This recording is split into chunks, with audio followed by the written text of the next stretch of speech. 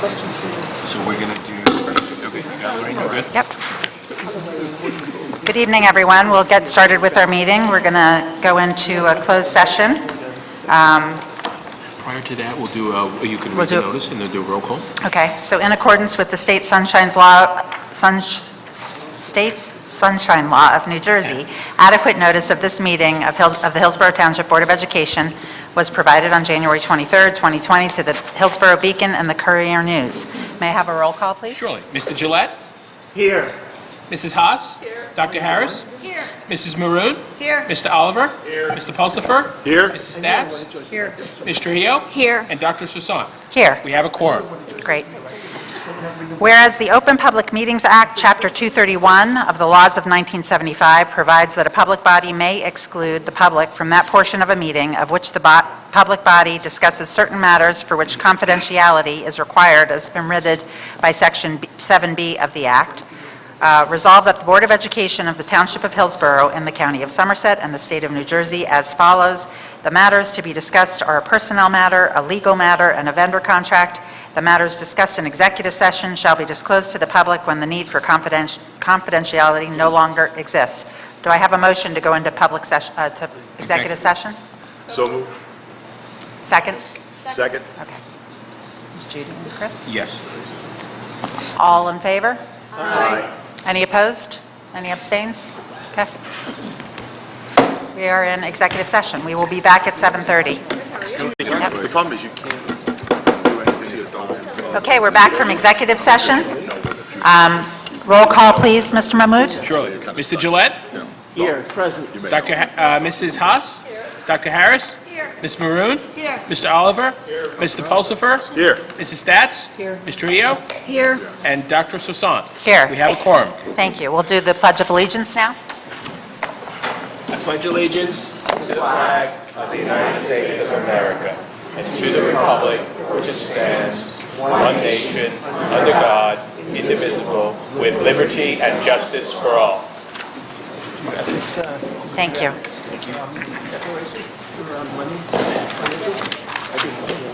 Okay, so we have some minutes to approve. Can I have a motion to approve the regular meeting minutes from January 6th? So moved. Thank you, Ann. Second? Second. Thank you, Chris. Do you need a roll call for that? No, Just- all in favor. All in favor? Aye. Any abstentions? Any abstentions? Motion passes. Thank you. Right, we also have executive session minutes from, oh, no, we don't, because, yeah, it was January 6th, now we're good. Okay. Okay, correspondence is as listed, and next is the superintendent's report. Dr. Antunes? Just put a cough drop in my mouth. Okay, sorry about that. Good evening. I'm thrilled to share that for the first time in history, the Hillsborough High School Science Olympiad team finished in first place at the regional competition held at NJIT on January 6th. A total of 24 high school teams from throughout the state participated and competed in 19 hands-on STEM-based events ranging from molecular biology to building the most structurally efficient boom lever. Hillsborough High School scored in the top 6 in 12 of the 19 events. In preparation for the state competition in March, the team will be testing their skill at several invitational competitions in February at Harvard, with Harvard University, Princeton, and UPenn. The invitationals will allow a greater number of team members to participate and gain experience to ensure Hillsborough's level of excellence for future years. Congratulations to all participants and their advisor, Ming Dang.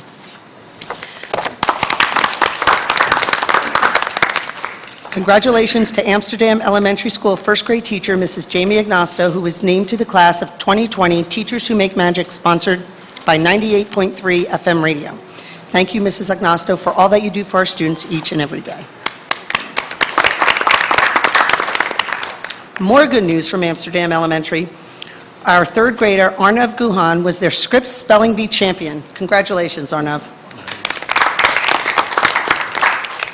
I had the privilege and opportunity to attend Community Day on Saturday, January 25th, hosted by the high school boys and girls basketball teams in collaboration with Somerset Visions and Pathways. It was really a well-attended event, and I'd like to extend a huge thank you to the advisors, especially Mr. Callens, and students who participated, and vendors who made the day such a huge success. Thank you. Finally, later in the meeting, we will be reading a proclamation recognizing January as School Board Recognition Month. On behalf of the administrators, teachers, and students, thank you for your time, commitment, and dedication to our district. It is a challenging and important role requiring countless hours in meetings and out in the community advocating for our schools. Thank you so much to our board members. Thank you. And that is the superintendent's report. Thank you. You should have told us that on January 1st so we could puff our chests all around the place. Okay, so the next item are committee reports. And I think all of our committees, except for our ad hoc communications committee, met in January by design. So I will ask for the chairs to give their reports now. Mr. Gillette, would you like to go first? Sure. Thank you. Operations Committee met on January 14th. We talked about, we had a number of items. We had our District Architect of Record, Michael Wozni, and his associate, Jamie Hunter, were in attendance. So we discussed the work that will be done since the referendum was passed.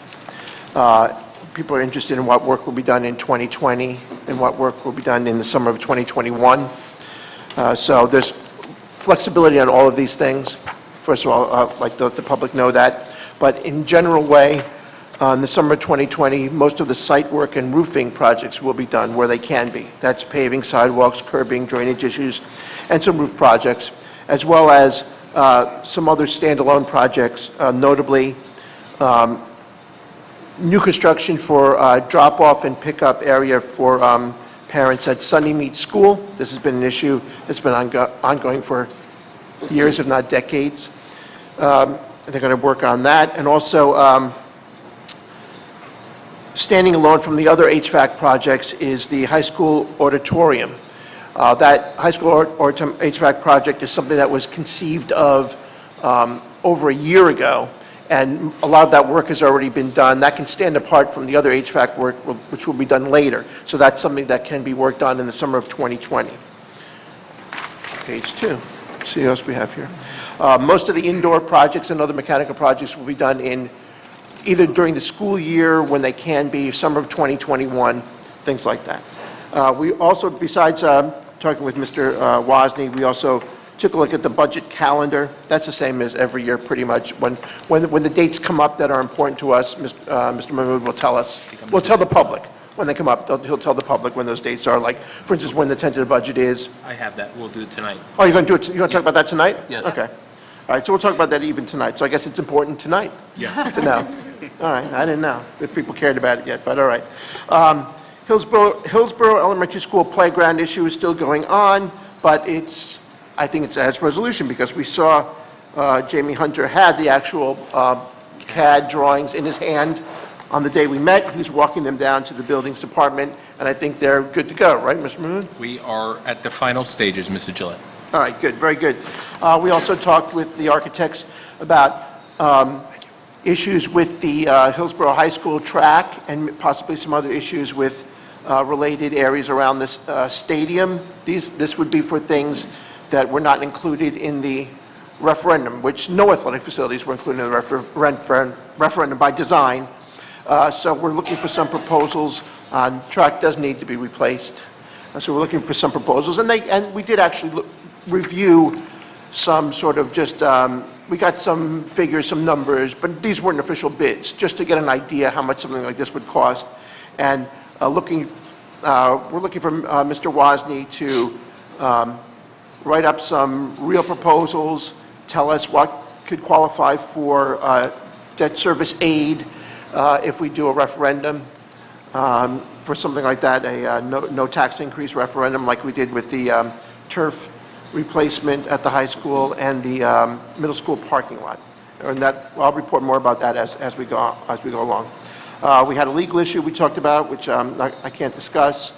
We talked about some of the clubs at the schools, the iRun and the Blur Club, and how they're going to be qualified as extracurricular clubs or outside groups, and that's evolving, but it's going to come to a good resolution. And I think that's it. If you have any Great. questions about that, I can dream up some answers.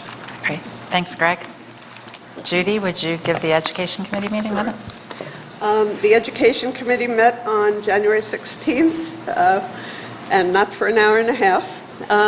We discussed the name change for the Information and Communication Technology Department to the Business Department, since that's more representative of the classes inside that department.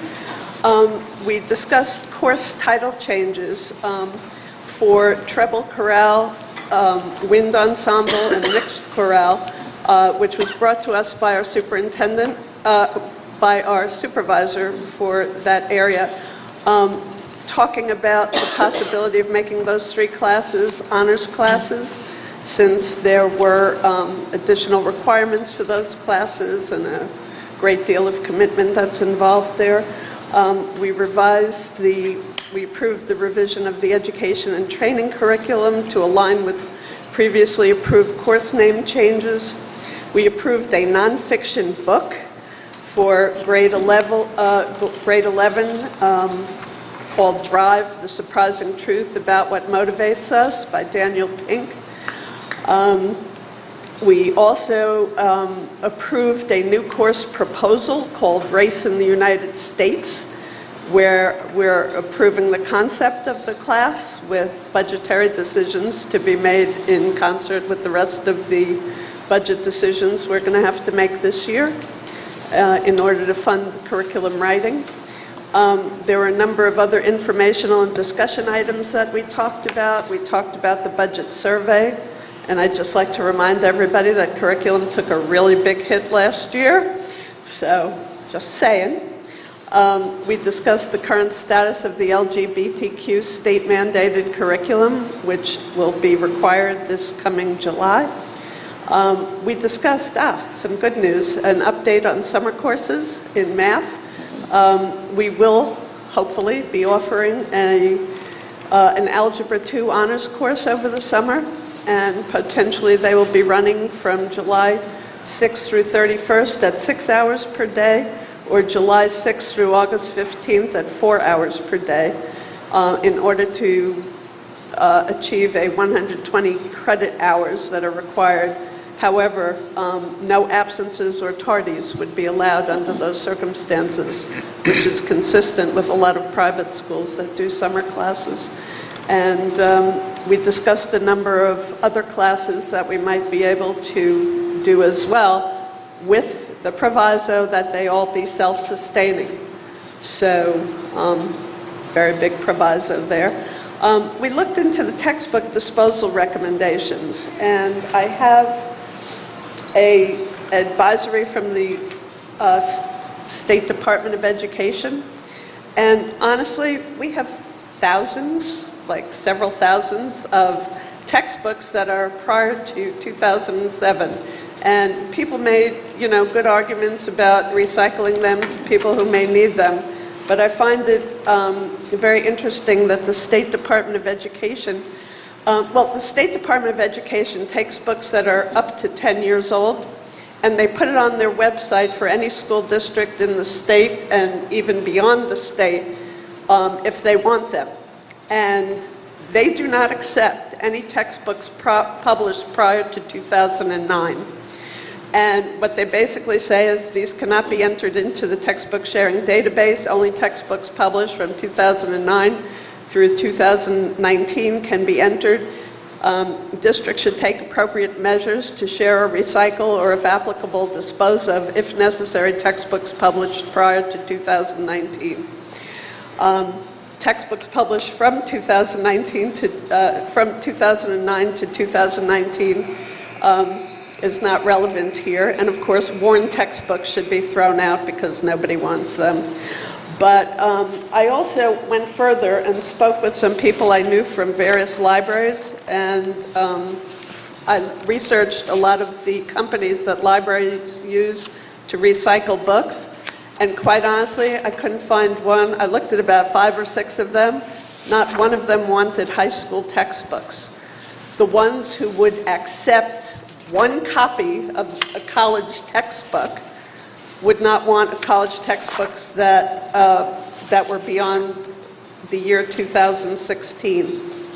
And people need to consider that when you try to share these books or open them up to the public, there's a substantial amount of work required in terms of cataloging and, distributing and inventorying. And, if we were to ship them elsewhere, textbooks are heavy. Textbooks cost a lot of money.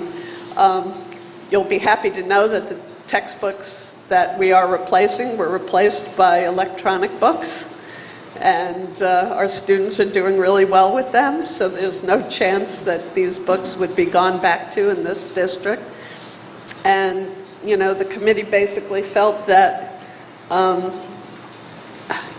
that we should move ahead with the disposal of it because, storage space is at a premium here. These books are never going to be used by anybody. And then we had a minor discussion about the school start times being made later, and we were going to do further research on that. So that's the education report. It was 3 hours. Thank you. Sure. Mr. Pulsifer? Thank you, Madam President. The Human Resources Committee met on the evening of the 16th. As the committee has new makeup, we started by reviewing our meeting norms and the responsibilities of the committee. We then proceeded to review several policies and regulations that will be on tonight's agenda for first reading. We reviewed 2 sick bank requests, which also, I believe, should be on tonight's agenda. We spent some time reviewing both the board budget survey and the budget feedback we've been receiving so far as we all start to think about how we're going to formulate our budget for this year, and had some discussion about that.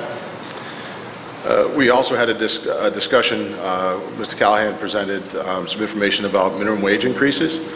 We have a number of positions that are on the fringe of where the minimum wage is going to go to over the next couple of years, so we've started to talk about how we'll need to adjust as the minimum wage continues to grow up. Due to a lack of substitutes in non-certified certificated categories, we're having a job fair on February 1st, and I believe I've seen advertisements for that. Yes. So we'll be having a job fair on February 1st. We also, based on some questions from other board members, spent some time discussing vacation and sick time and payouts.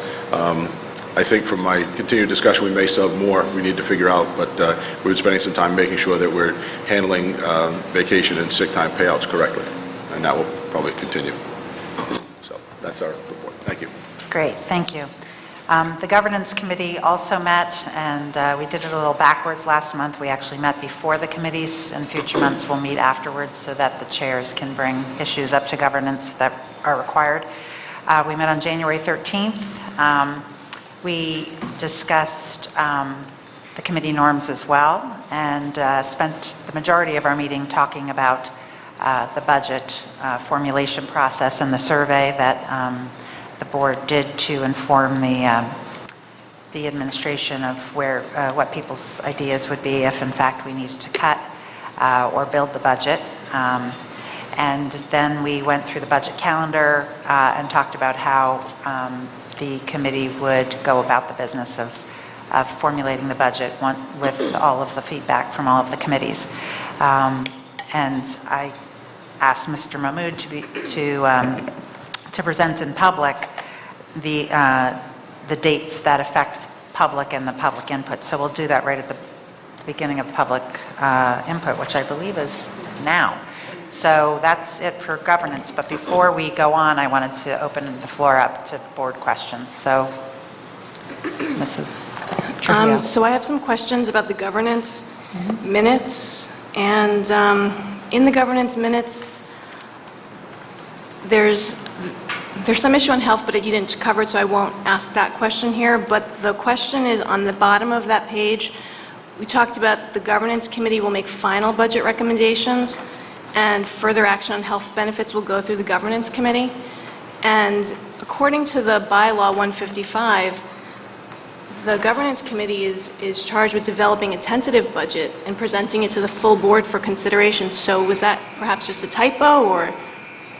Yeah, so the governance committee will be giving feedback from all of the, discussing feedback from all of the committees to advise Mr. Mahmood and his team on the tentative budget, which of course would then be brought back to the full board for approval. Okay, so that shouldn't read final budget recommendation, it should read tentative budget recommendations? That's final budget recommendations, not final, for the tentative budget, so, but we will make that change. Okay.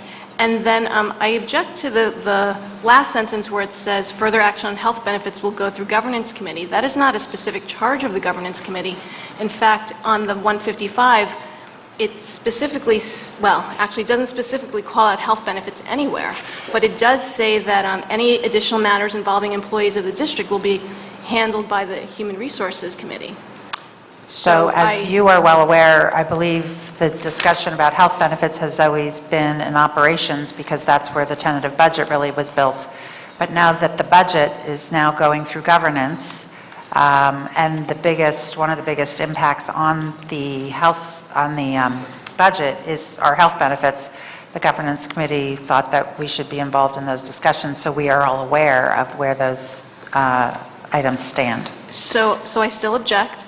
And in reading the policy, we actually don't follow our own policy, because I was on operations, and several of the things that we covered in operations, such as developing the criteria for coordinating selection process of people who serve at the pleasure of the board, was done in operations, but is actually listed under the Human Resources Committee. Yeah, so we are reviewing that bylaw, and we will review it in governance, and I think the administration's doing a review as well.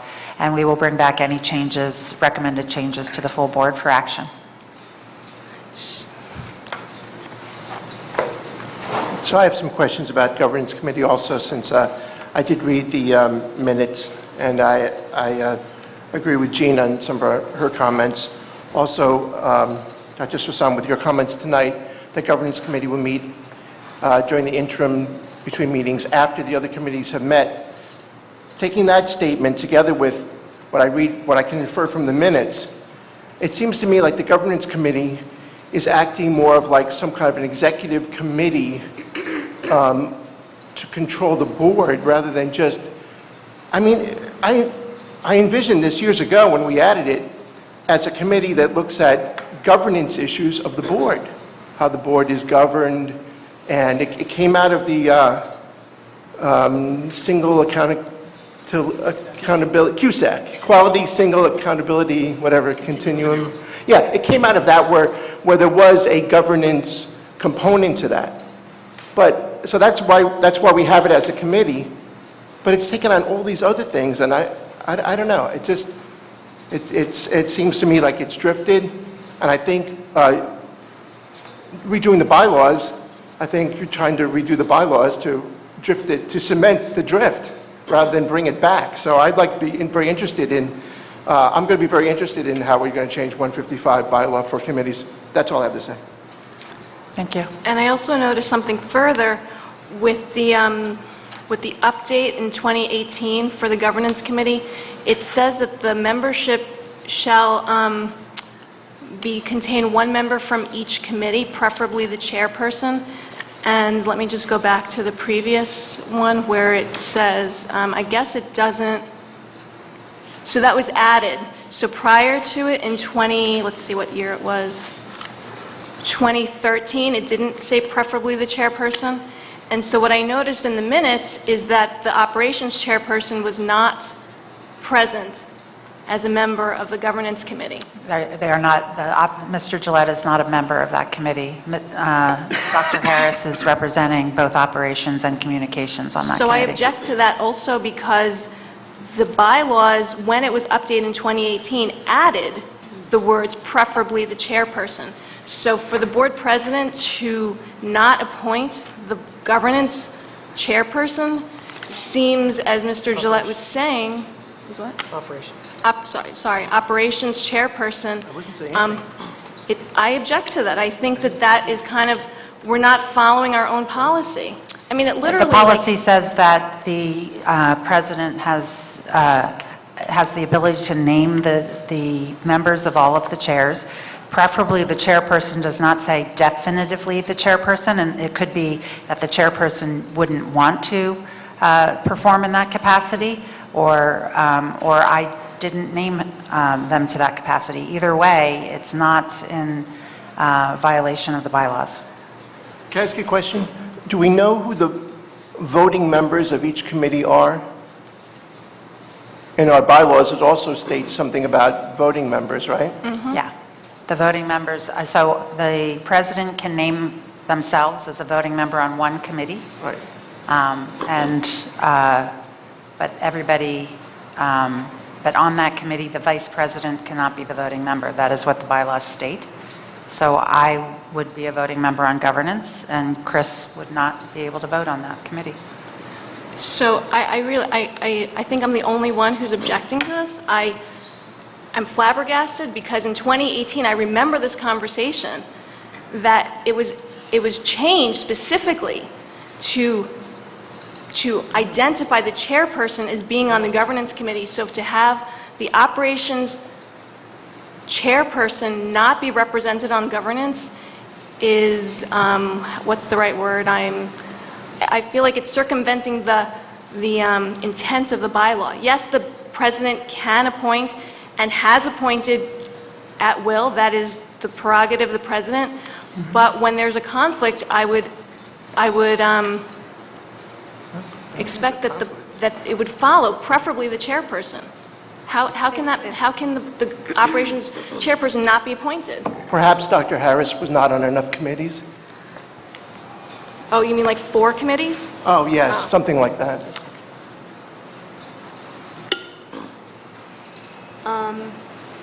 Yes, Ms. Maroon? To my understanding, too,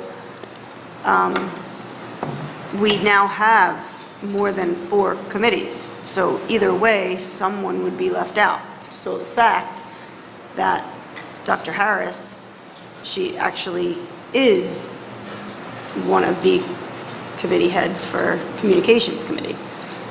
So to leave somebody out, I mean, we don't know what, you can't have 5. I mean, you can't have more than 5. So reading the governance, reading policy 155, governance is consisted of at least, well, it says, the governance committee membership must contain 1 member from each of education, human resources, operations, preferably the chairperson. Communications isn't listed. So I object, I'm the only one who objects, that's fine, but I just wanted to make it clear that what Mr. Gillette was saying, where it seems that we are now going to reevaluate policy 155 to codify what is actually happening in That committee. is not what I said. I said we're going to review policy 155 as it was reviewed in June of 2018. I don't even know that I would make recommended changes to that, with the exception of actually putting where the responsibilities have lied with the right committee. So, are there any other questions? Mrs. Stats. Regarding the textbook disposal, Ms. Haas? Well, I had a question about whether or not it had been investigated, whether or not we could make the textbooks available for students and parents to, especially the math textbooks. I know they're not classics like Fahrenheit 451, but I think there is, I could anticipate parents, maybe even students themselves, wanting to use them as an additional resource. So I know there could be a logistics issue, but, you know, pick one day where they would come to wherever the location of the books would be, and I don't know if you'd have to catalog all that. Just take whatever you want and go. We're responsible for any inventory, any things that belong to our district need to be disposed of in a way that the public could be aware of how they're being disposed of.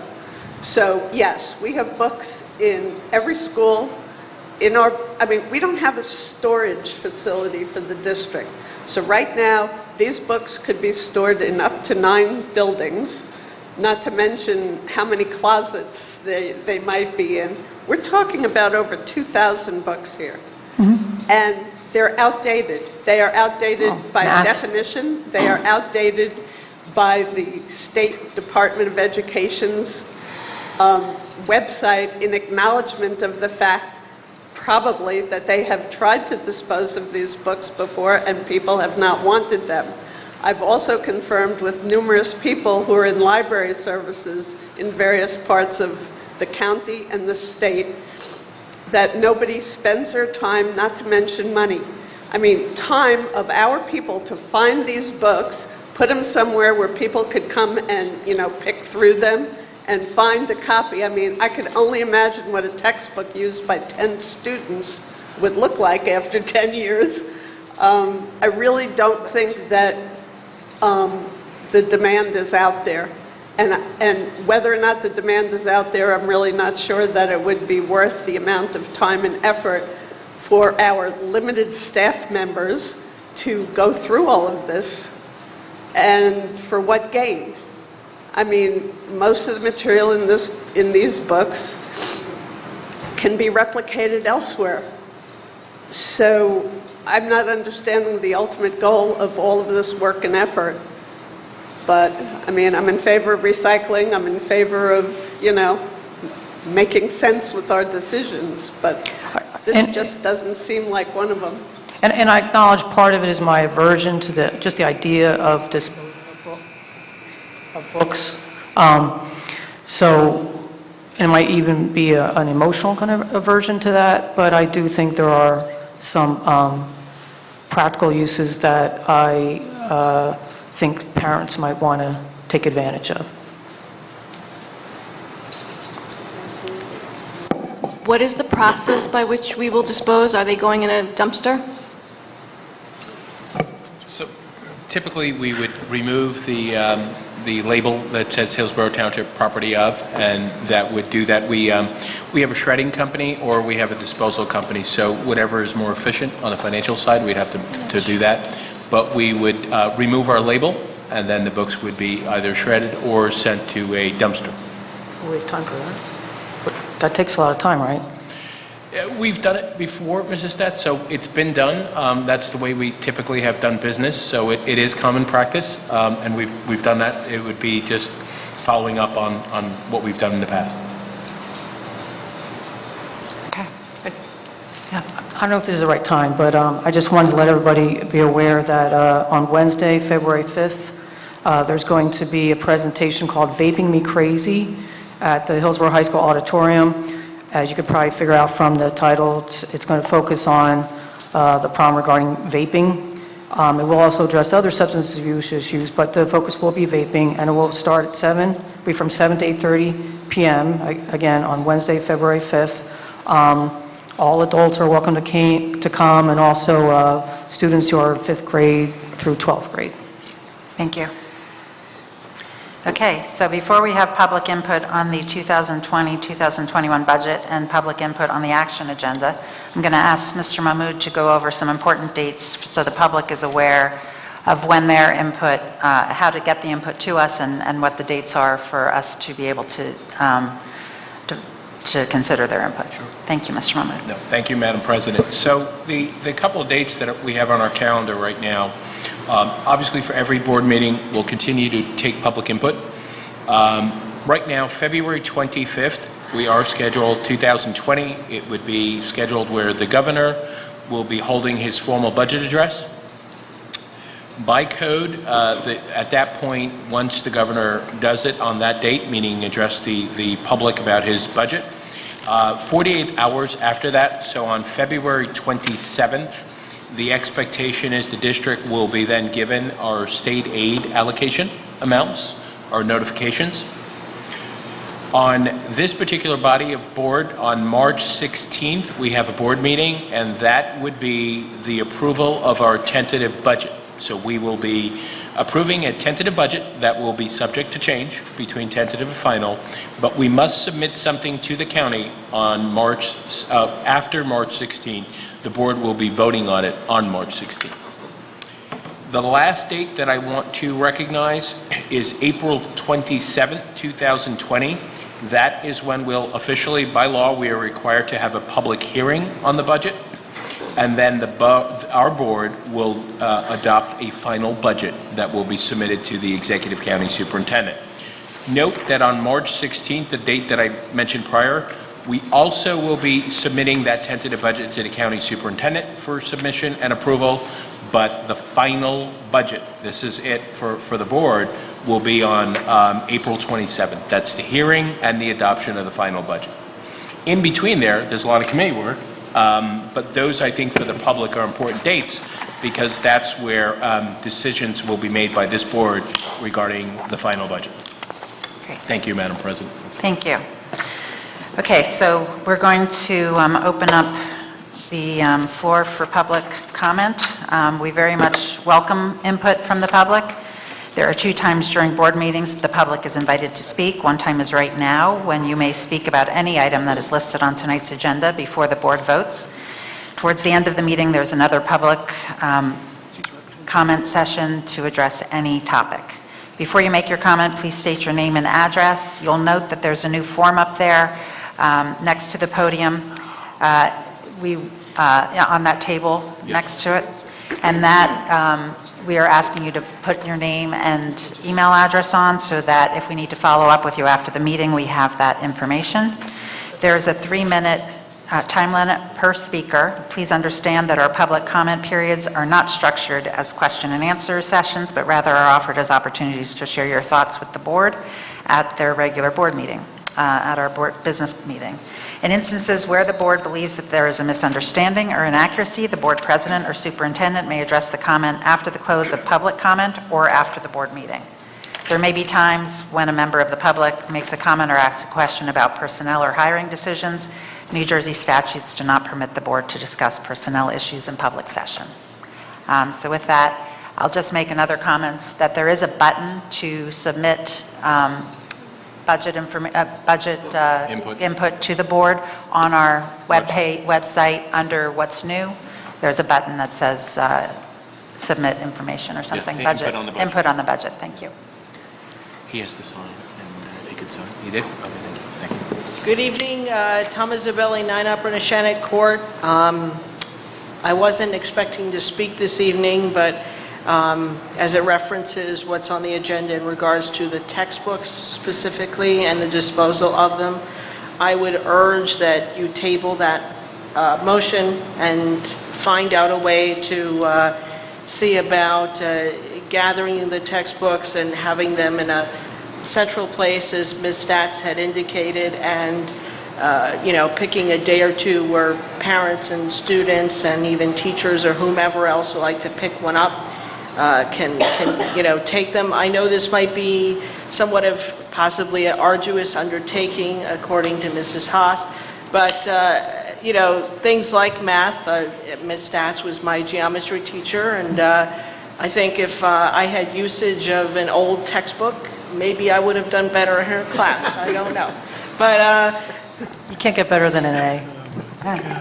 well, I can't remember back that far, but anyhow, I just think it's useful. It might very well be useful to students and teachers and parents. I know I took an economics class, AP Economics, and even though certain things change, certain like the Laffer curve, for example, that's consistent. So things like that doesn't change, and the history of, let's say, 9/11 or the Gulf War or World War II, you might uncover certain aspects that are not found in an older version of a textbook, but the general overall understanding doesn't change. So I think it might be worth looking at, gathering the textbooks. I don't know, but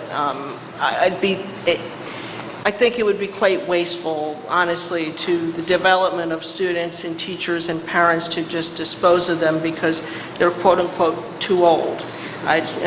We still read classics, in school. So is it because they're too old, or because we've moved on, or society has, seen maybe issues with its, in terms of race relations or other things that we shouldn't read books and that are older because of maybe outdated ways of thinking or information? I think it should be left up to the residents and others to decide what it is. And it could I think, help them in many ways. Might, just to even immerse themselves and have an understanding of certain things, I think it would be helpful. So I hope you reconsider, but thank you. Thank you, Thomas. Any other comment from the public?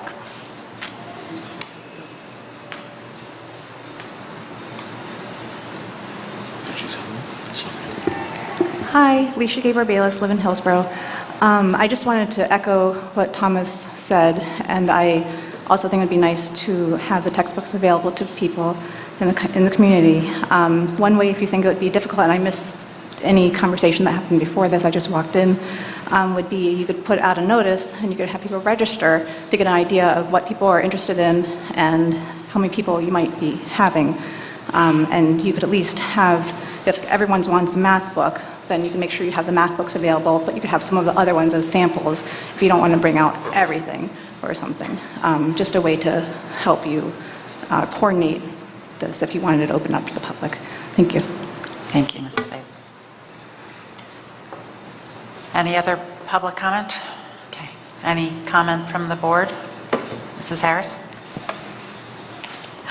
I love books, but I would be willing to volunteer a Saturday to, if we could have one of the schools available, set them up on the stage, and I will sit here and record so we have the records that we need for the state.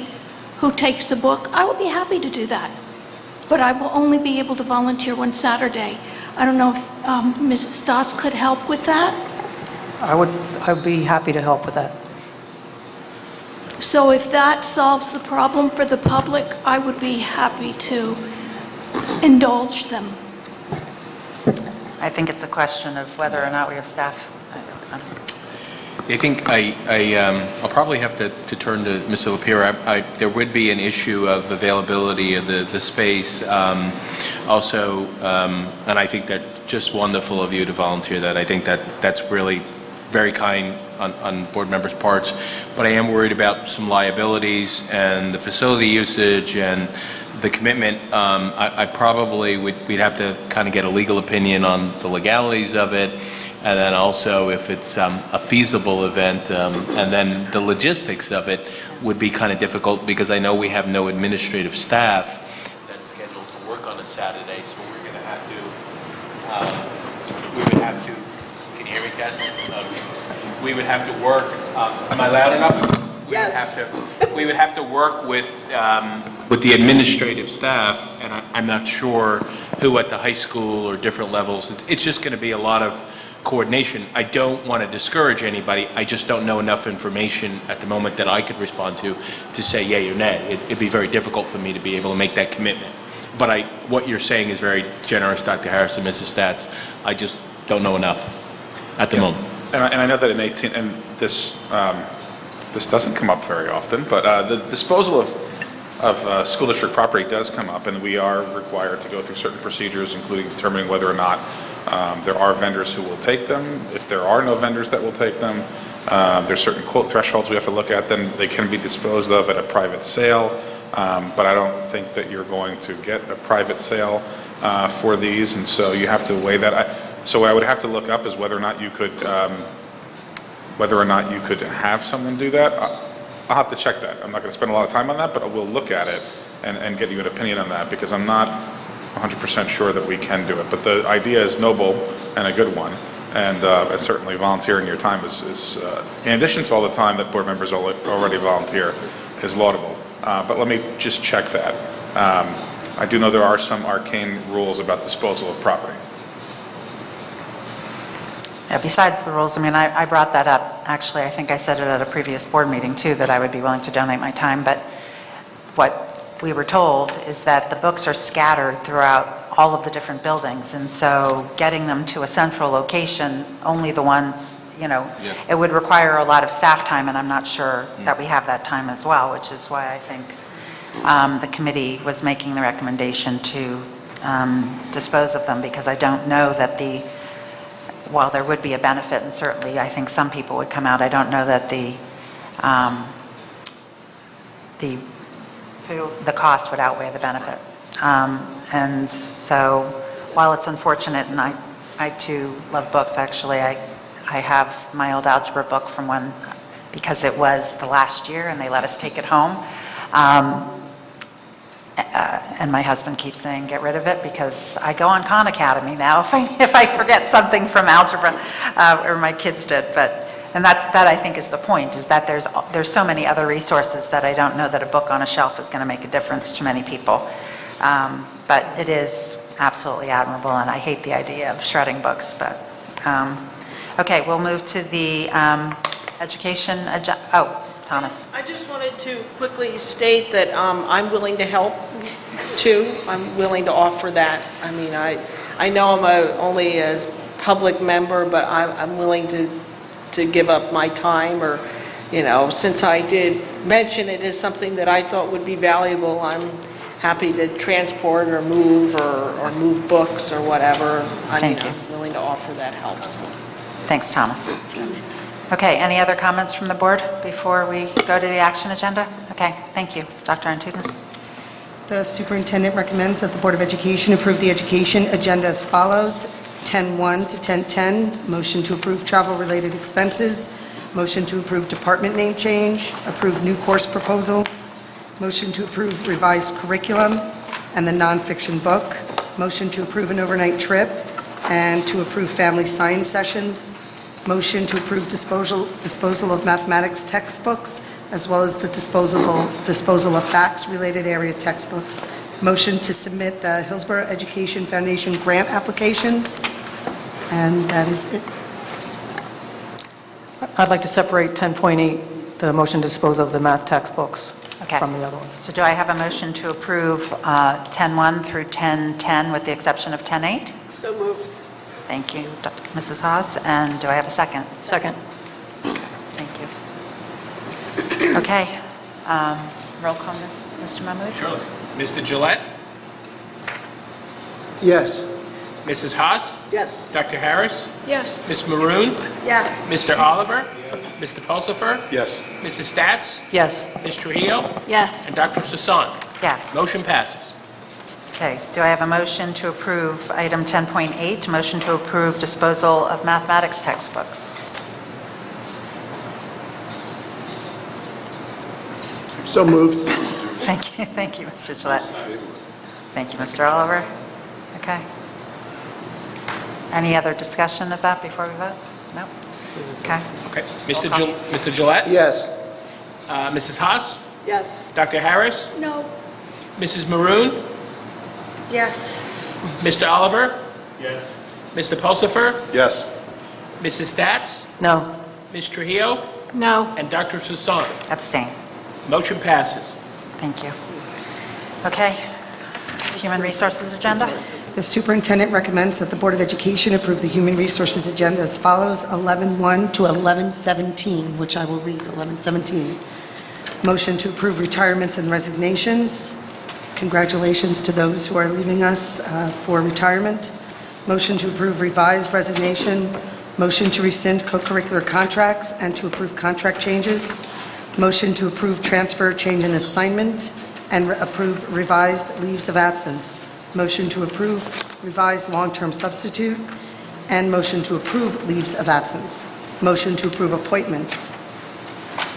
Motion to approve mentor and a field observation. Motion to pre-approve extra coverage and to approve extra coverage. Motion to approve sixth period coverage and to approve administrator salary change. Motion to approve policies for first reading as noted. And 11-17 is a resolution. Should I read that resolution, Vic? Yes, for the Which one is it? The sick bank? That's the sick bank. Oh, you could have the resolution that's on. Right. There you go. Should we read it for the Okay. record? Okay, the resolution is now, therefore be it resolved that the board approves the sick leave bank Board of Trustees recommendation permitting employees in the district whose names are on file with the superintendent to withdraw sick days from the sick leave bank. Okay. Do I have a motion to approve items 11.1 to 11.17 as read by Dr. Antunes? So moved? Thank you, Mr. Pulsipher. Thank you, Mrs. Foss. Okay, any discussion of those items? Mrs. Haas? I would like for the people who are retiring to be acknowledged by name. They have 19 to 30 years worth of experience. 32. Dr. Antunes, would you like to do that? Sure. 32. We're acknowledging Cynthia Ling, teacher of special education at Auten Road, who's been with us since 1988. Rebecca Lyons, a kindergarten teacher from Sunnymead, who is been with us since 1995. Teresa Muller, a 10-month secretary at the middle school, who has been with us since 2001. Nohara Rice, who's one of our head custodians at Woods Road, who has been with us since 1991. And Raphael Rice, who's the head custodian at Sunnymead, who's been with us since 1990. So thank you to all of them for their service.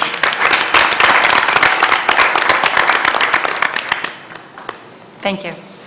Mr. Mahmood, roll call, please. Thank you, Madam President. Mr. Gillette? Yes. Mrs. Haas? Yes. Dr. Harris? Yes. Ms. Maroon? Yes. Mr. Oliver? Mr. Pulsipher? Yes. Mrs. Stats? Yes. Ms. Trujillo? Yes. And Dr. Sasan? Yes. Motion passes. Thank you. Thank you.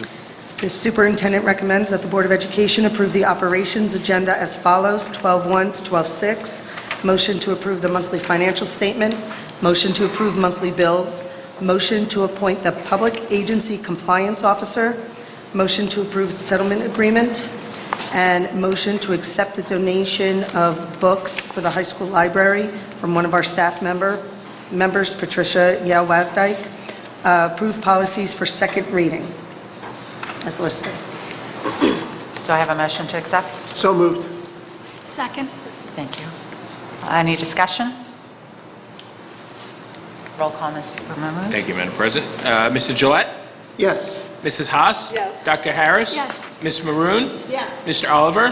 Mr. Pulsipher? Yes. Mrs. Stats? Yes. Ms. Trujillo? Yes. And Dr. Sasan? Yes. Motion passes. Okay.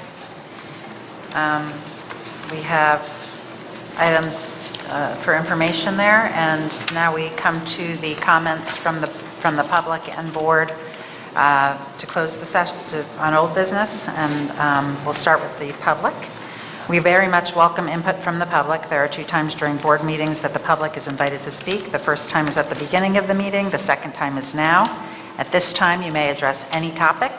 Before you make your comment, please state your name and address, and be sure to fill out the form next to the podium in the event the board needs to follow up with you after the meeting. There is a 3-minute time limit per speaker. Please understand that our public comment periods are not structured as question and answer sessions, but rather are offered as opportunities to share your thoughts with the board. In instances where the board believes there is a misunderstanding or inaccuracy, the board president or superintendent may address the comment after the close of public comment or after the board meeting. There may be times when a member of the public makes a comment or asks a question about personnel or hiring decisions. New Jersey statutes do not permit the board to discuss personnel issues in public session. Thank you. Good evening. I'm Jordan Lindsay. I'm a sophomore at Hillsborough High School, and I am gay. Throughout most modern history in America, we have seen countless injustices and hate crimes directed towards people of the LGBTQ+ community. This can be seen as recent as a lesbian couple being denied a cake for their wedding. In reference to a previous speaker who used Supreme Court cases to support his side, I will be doing the same. In 1995, the John J. Hurley and South Boston Aligned War Veterans Council versus Irish American Gay, Lesbian, and Bisexual Group of Boston case was heard by the Supreme Court. Hurley was petitioning the Boston group being part of their St. Patrick's Day parade. The Supreme Court ruled that they could not carry a sign identifying the group on the grounds that it could make the people watching think that everyone is a part of some underlying message. In the end, the group was not allowed in the parade whatsoever, and they banned any LGBTQ people from marching until 2015. On May 5th, 11th, 2017, West Virginia court ruled that they would not see crimes committed against LGBTQ people as hate crimes on the basis of them thinking that attacks are based on the sex of the person rather than their orientation. I hope you can all see how utterly ridiculous it is to say that a crime is committed against someone of the LGBTQ community because of the hand they are holding rather than because of their sex, not because of their orientation. Proposition 8 in California was passed in 2008. It restricted the right of LGBTQ people to marry the same sex. This was later overturned in 2015 when the federal government ruled that anyone has the right to marry whoever they want. The main argument of people against LGBTQ rights are people who hold faith and say they are doing it because God explicitly said it was wrong.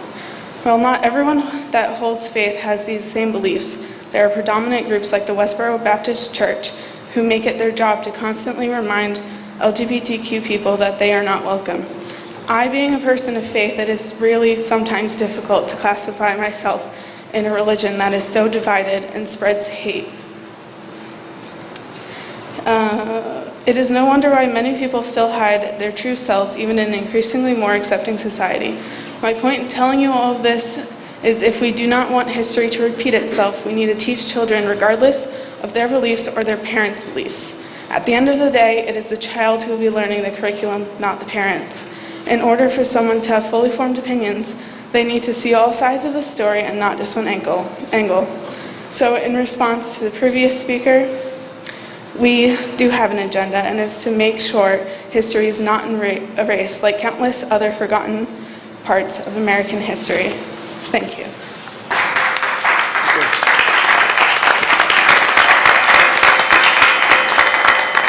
Thank you, Jordan.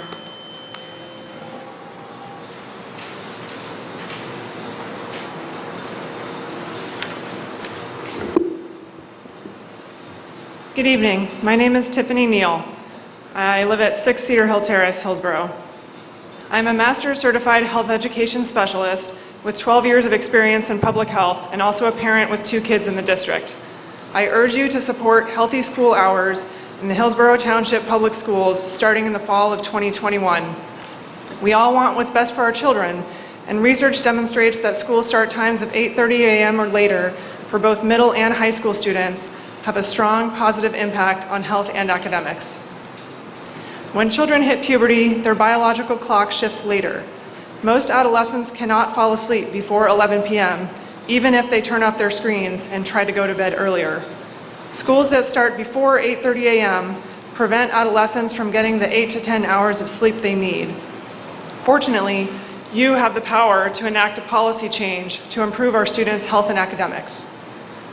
By having both our middle school and high school start at 8:30 a.m. or later, as recommended by the CDC and AAP, we would give our students many benefits.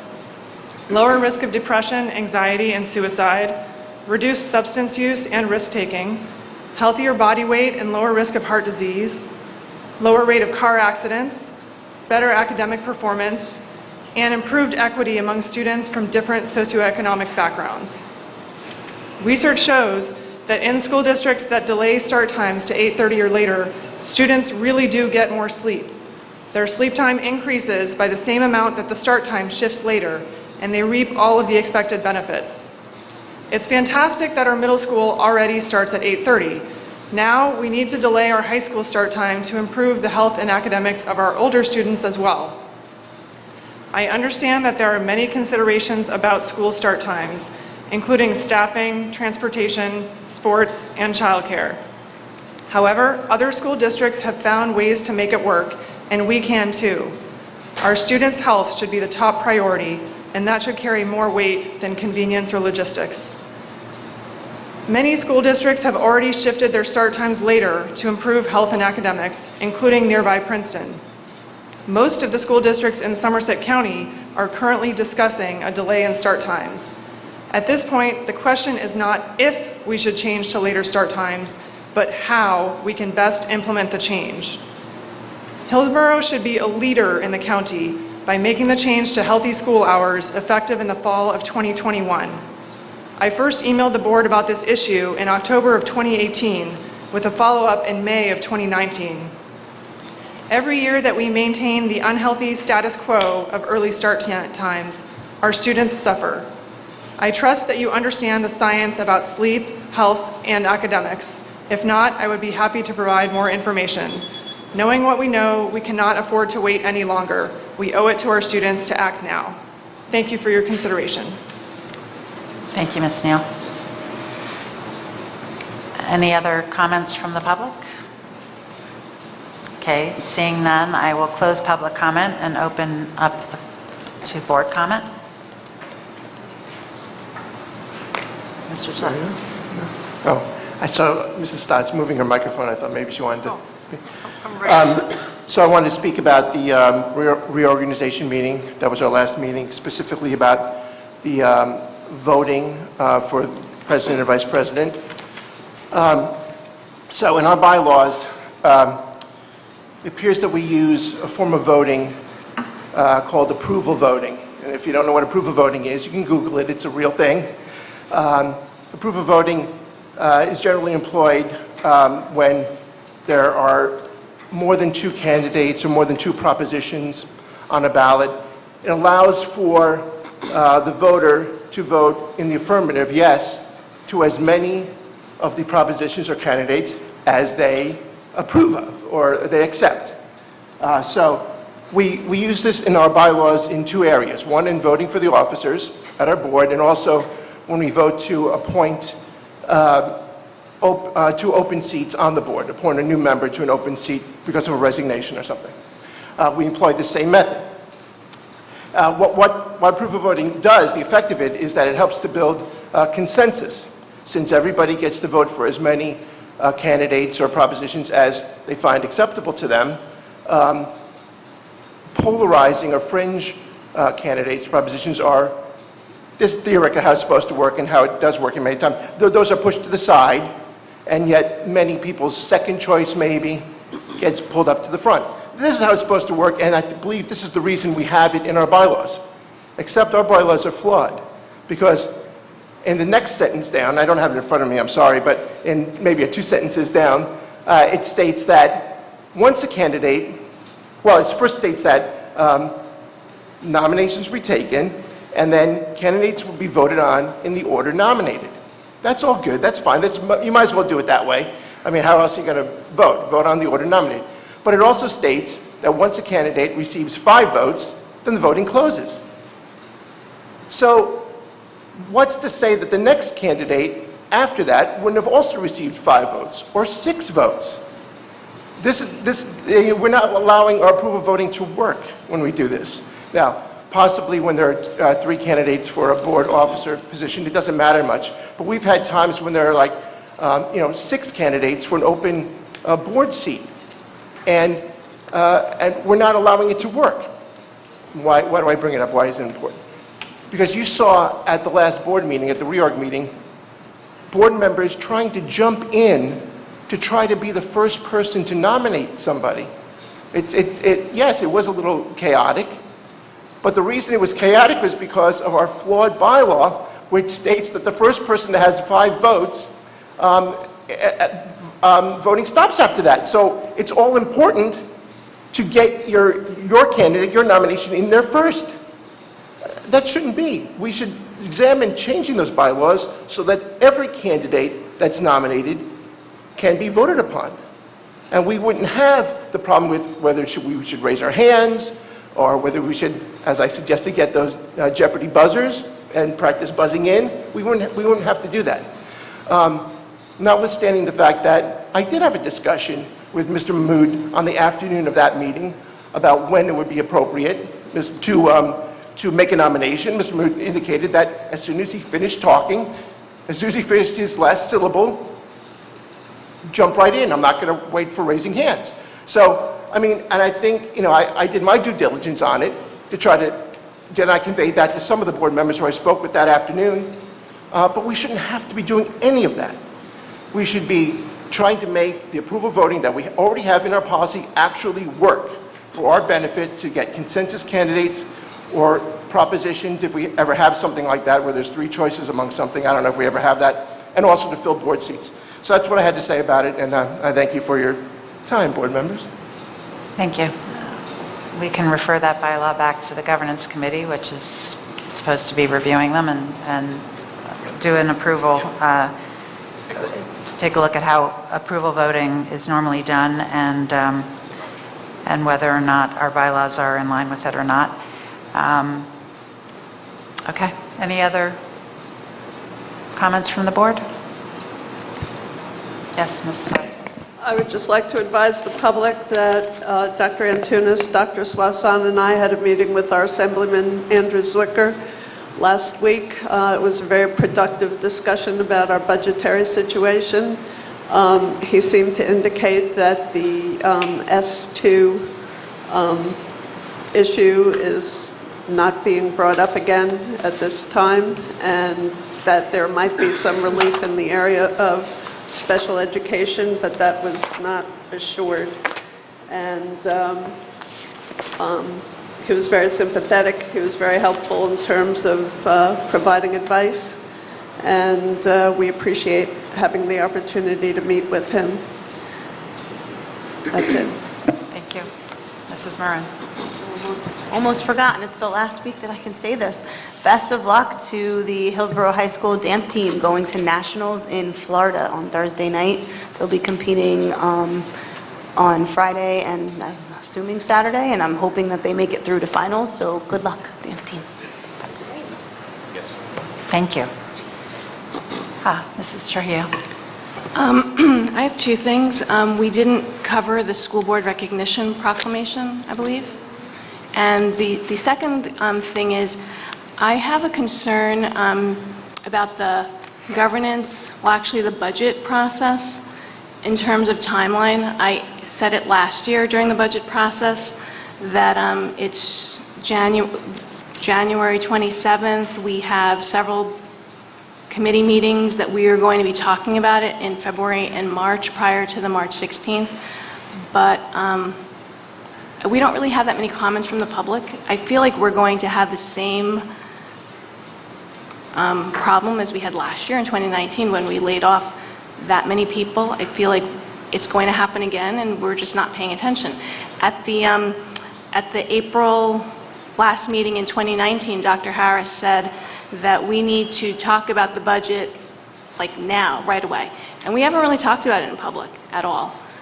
We haven't really talked about it in committee because the software is not open and a whole bunch of other things. I just feel like it's, like, I guess my biggest concern is that there's no sense of urgency. It's 2 months away, 3 months away for the final budget, 2 months away for the tentative budget, and I'm afraid we're going to have layoffs again. And we're not talking about like how we're going to solve this problem. Solve the problem of losing $1 million in state aid and all the other things that our budget is in the hole for. So I'm disappointed in how we've handled it. So I'll let Dr. Antunes read the proclamation in a minute, but I'll address the other issue on budget. I feel that I feel similar to you. I mean, I think we don't know what's happening, and it was because the software was not available, and it is a little irresponsible of us for us to talk in public about what ifs if we have no basis, we have no context. And so we are, of course, welcoming input from the public about the budget, and we have been for several months. But they have nothing to respond to either, which is why we're not getting comments in either. So hopefully, now that the budget software is up, Mr. Mahmood and his team can build us what they think the budget will look like, bring it to committees in February, and we can give some of the context of some of the decision-making that the board will have to make. I think it's really important for us to have that. Right now, we don't know if we're plus $1 million or minus $3 million. So, yeah, I understand we're not plus anything. That's wishful thinking. That's when I'm having sweet dreams. But you know, I think we don't know what the budget situation is now, and it's really hard to have a discussion about what we need to do in order to balance the budget. And I don't really want to put fear out there without knowing whether people should be fearful. And you know, I'm looking forward to seeing that first budget draft so that all of the board members can take that up in the committee. I look forward to those committee discussions and filtering that back up to the public when we have something to really tell them and ask for advice from them and their recommendations as well. And with that, I'll ask Dr. Anhutis to read the proclamation, which I'm sure everybody's sitting on the edge of their seats wondering how great school board members are. They are great. Whereas New Jersey's public schools serve nearly 1.4 million children in pre-kindergarten through 12th grade, and whereas nearly 5,000 local Board of Education members in New Jersey devote countless hours without remuneration to the oversight of school district operations, including finances, policy, curriculum, and staffing, and whereas New Jersey's local boards of education endeavor to meet the challenges facing public schools and help students attain the education necessary for post-secondary success so that they may compete in a global economy, and whereas local boards of education have contributed to New Jersey being among the leading states in academic achievement as measured by the National Assessment of Educational Progress and by district participation and student achievement in the advanced placement and SAT assessments, and whereas the National School Boards Association and the New Jersey School Boards Association have declared January 2020 to be School Board Recognition Month, and whereas by making meaningful contributions to public education, the dedicated members of local school boards have greatly enhanced the quality of life in our state through their actions and decisions on behalf of our students. Now therefore, I, Philip D. Murphy, Governor of the State of New Jersey, do hereby proclaim January 2020 a School Board Recognition Month in New Jersey. Thank you. Thank you. I know, I feel valued. What about you? My mother would have comments about, reading aloud out of school board meetings, something honoring the school board, but are there any other comments? Mrs. Stats? I was debating about whether or not to say something earlier, but now about governance, I am concerned about, it seems like there's increasing responsibility and decision-making on the part of governance. My perception anyway, that's being taken away from the other committees, and that concerns me. Yeah, I think, first of all, there's no decision-making done in any committee. Anything that requires a decision has to come to a full board vote. So I think that's really an important distinction. But I also think that compartmentalizing information about the budget in different committees when the whole of the budget is now, I think at the request of the Operations Committee Chair, being moved to governance is, we can't parse out different bits if it all affects the whole. So they have to be informed. And a lot of what the different committees do was sort of separated out because of the administrator in charge of that, and the budget manager. So, I think now that we're having governance, and governance has multiple budget managers there as well. Mr. Mahmood used to cover a lot of things in operations because it affected the budget, and operations was responsible for the budget. I think we'll have to review that and see, but ultimately nothing can change without the bylaw being changed and passed by the full board. So I wouldn't, I don't know about decision-making. That, I think that is I guess that was a poor choice of words, but as far as responsibilities and, responsibilities, I guess I should say. Yeah, right now, the responsibility of governance really is limited to reviewing the bylaws and the budget. It is there are representatives there from all committees, which is not the same on each committee. So we'll look to how best to utilize that committee. But again, it would have to come to the board before we make any changes. Okay, any other comment before so we are going to move back into executive session. We don't make a motion to adjourn? We make a motion to go into executive session. And we'll say no action will be taken, we'll read that, and then say what it's for. Okay. And say no action. Okay. Whereas the Open Public Meetings Act, Chapter 231 of the laws of 1975 provides that a public body may exclude the public from that portion of a meeting of which the public body discusses certain matters for which confidentiality is required, as permitted in Section 7B of the Act. Resolved by the Board of Education of the Township of Hillsborough and the County of Somerset and State of New Jersey as follows. The matter to be discussed is a personnel matter and a vendor contract. And the matters discussed in executive session shall be disclosed when the public to the public when the need for confidentiality no longer exists. No action will be taken upon the end of executive. So do I have a motion to go into executive session? So moved. Second. Thank you. Yeah. All in favor? Aye. Anybody abstain or opposed? All right, so we're in executive session, and again, we won't be returning for any action. Thank you.